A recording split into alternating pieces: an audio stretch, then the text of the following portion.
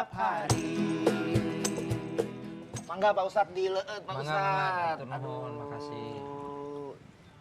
Jup yang banyak makannya nanti sakit perut. Nah, aku lebih majuan lagi deh biar enak deketnya. Nah, halal nih ya. Halal dan thayyiban. Sok. Pak Ustadz, aku mau nanya nih. Biar Ramadan kita tuh lebih rukun lagi sama keluarga, lebih dekat lagi sama keluarga. Ada kiat-kiatnya nggak sih? Gini, di Ramadan itu kan momen bulan yang istimewa. Ya dong, istimewa buat pribadi. Dan yang kedua, momen untuk lebih mendekatkan diri kepada Allah. Yang kedua, yang ketiganya justru ini harusnya jadi momen kedekatan kita dengan keluarga. Kalaulah memang kita sesibuk apapun, sempatkan mana waktu sahur, mana waktu buka. Jadi suatu saat kita bisa suatu saat kita sahur bersama keluarga.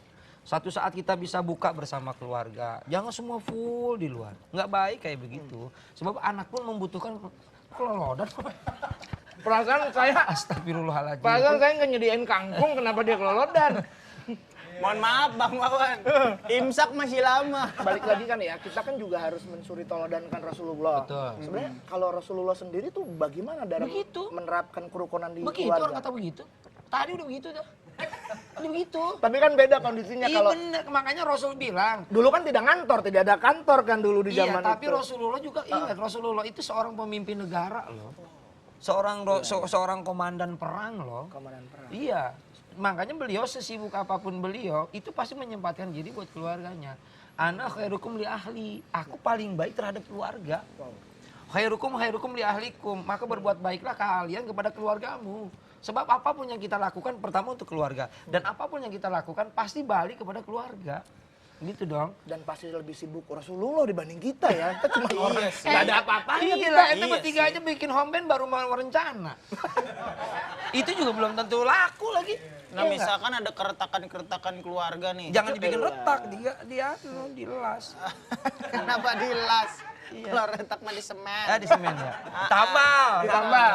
Biar retak kayak tadi yang suaminya kadang sering diomelin istri, suaminya jadi nggak pulang gitu. Ya elah, ilallah. Kalau istri mah suka ngomel mah biasa. Biasa ya? Biasa. Kalau suka manjat tebing ngeri. Nah, itu dia tuh. Iya. Ngomel mah biasa. Apalagi ngomelinnya di atas tebing. Pulang lu. Kamu gimana sih? Hah? Kamu gimana sih?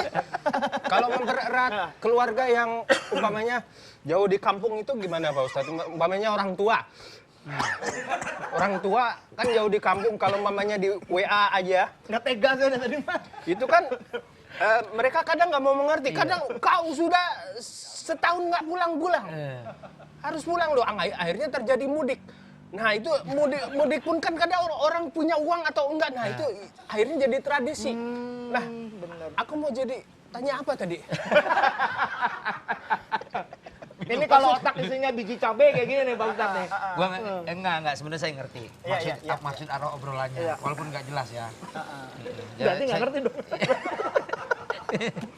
Iya Pak Ustadz silakan. Sekarang itu kan zaman teknologi dong. Iya nggak? Iya. Iya nggak Jupri? Betul. Sekarang udah zaman teknologi. Yang salahnya kenapa dinanti-nanti kepulangannya per tahun sekali? Karena kemungkinan besar jarang komunikasi sama orang tuanya. Coba ente seminggu sekali. Coba ente 2 hari sekali. By phone, telepon, video call. Itu orang tua kangennya nggak kebangetan, kelewatan. Jangan sampai ada bahasa lu jadi anak durhaka. Jangankan apa-apa sebulan. Lebaran aja kamu nggak pulang. Kan jadi masalah. Jadi batu ya. Dikutuk jadi batu. Pentingnya di rumah tangga tuh itu gitu. Makanya kalau pengertiannya suami di luar ya istri ngerti lah. Suami yang lagi di luar, suami juga harus ngerti lah bahwa suami juga butuh istri, istri juga butuh suami, anak-anak juga butuh. Itu jangan sampai kita kesibukan di luar membuat keluarga jadi terbengkalai kayak gitu. Terus ingat, sukses kita di luar karena doanya keluarga. Apalagi doa ibu sama doa istri. Tuh. Ustadz, aku ambil air es di kulkas ya. Kenapa? Boleh ambil. Belum sembuh-sembuh, aku udah minum berapa gelas. Oh, berarti Tinggal memang ngambil dari tadi. Memang tinggal ngambil dong. Berarti Bang Jui, Pak Ustadz, Bang Wawan, berarti doa istri aja itu bener mujarab ya? Doa kesuksesan suami itu didorong oleh kesuksesan suksesnya dikabulkannya doa seorang istri. Tapi ingat, kalau istrinya berbakti kepada suami. Kalau Kita Jangan dulu dipotong. Maaf. Ntar gue lupa nih. Maaf. Bener-bener Ada kepedesan golok nih. nggak? Nggak usah. Kan halus, kenapa Ini, golok? ini udah keras ini. Nah, Ya. kita yang jadi laki-laki, ketaatan kita itu tidak putus ketaatan kita kepada ibu. Ketika kita masih bujang, masih remaja, kita wajib taat mutlak kepada ibu. Betul. Kalau yang masih berawan, yang masih gadis, wajib Ayah. taat mutlak kepada ayah. Ayah. Ketika sudah menikah, putus kewajiban taat kepada ibu, maka dia wajib taatnya kepada suaminya. Suaminya. Nah, suami ketaatan dia kepada suaminya yang membuat inkisab, terbuka antar dia dengan pintu langit itu untuk kesuksesan si suami. Gitu. Makanya pentingnya saling komunikasi itu untuk itu supaya rukun keluarga kita. Kita bisa dikumpulkan di dunia, dijodohkan di dunia, bisa nanti dijodohkan juga di akhirat sampai kita menuju surganya Allah. Amin ya rabbal alamin. Begitu. Mantep banget doa istri ya. Doa istri. Itu satu. Enggak maksud, enggak maksud. Enggak ke situ, enggak ke situ Enggak maksud maksudnya. ke situ. Iya. Bukan berarti tambah istri tambah sukses bisa tambah bangkrut ya. Kan balik lagi, Ada. istrinya Karena- juga harus berbakti, kan susah nyari istri Iya, berbakti iya, juga. Karena doa istri satu sama doa istri yang ini, yang lain itu jadi bentrok, jadi nggak sukses. Bisa jadi begitu kan? Bisa jadi. Bisa juga. Bisa jadi. Tapi kan istri satu berbakti, istri dua berbakti, keduanya jadi kerja bakti. Nah, bisa jadi gitu. Jadi doanya banyak. Bener, bisa juga sih. Kalau saya nggak berani, saya cukup satu aja pokoknya. Istriku enggak, aku satu doang kok. Iya. Kalau di sini ngomongnya gitu, di Iya. backstage nggak tahu kan. Sebenarnya menikah lagi itu bukan karena mampu. Oh, tapi Karena berani. berani nggak lu ngelawan istri? Iya. pertanyaan saya gini, Pak Ustadz. Pak Ustadz berani nggak? Yang penting, Saya sebenarnya berani. Sebenarnya saya berani. Cuman istri saya lebih berani. nah itu. Nah, ini bagaimana, saya mau nanya lagi nih Pak Ustadz. Orang yang memutus silaturahmi itu berdosa kan? Ikut tuh. Apakah ada cara dalam memperbaikinya? Memperbaiki apa? Ya itu kan karena dia berdosa memutus silaturahmi dan apakah dosanya juga bisa diampuni? Gini, Oke. malam nisfu Sya'ban akan Allah ampunkan semua dosa kecuali dua. Satu musyrik, dua yang memutuskan silaturahim. Nah, Kenapa saya jadi Itu saya? kemarin yang nisfu Sya'ban. Yang nisfu Termasuk Sya'ban. Ramadan nih.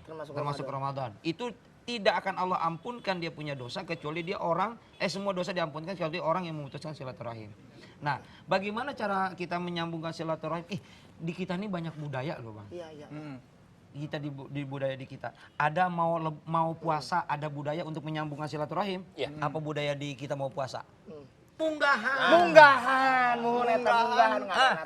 Kalau di Jawa Barat ada istilah munggahan. Itu nganterin tuh. Yang dianterin bukan orang nggak punya. Kakaknya, adeknya nganterin kepada kakaknya. Padahal di dalamnya cuma nasi. Ada daging, biasanya ada bihun. Ada Biasa- bihun. Yang dianterin bukan nggak punya daging. Bukan nggak punya bihun, bukan nggak punya nasi. Tapi bentuk rasa kasih sayangnya itu menyambung silaturahim. Wanginya nyampe ya. Nah. Oh iya, itu aku ngelakuin Pak Ustadz. Nah. Sebelum sebelum Ngelakuin dari tadi Lebaran. gua nanya lu diem aja. Tapi nggak tahu namanya Pak Ustadz. Jadi saya kirim kan makanan, dikirim lagi, kirim lagi. Iya, sampai kirim lagi. masih di jalan tuh kan. Iya.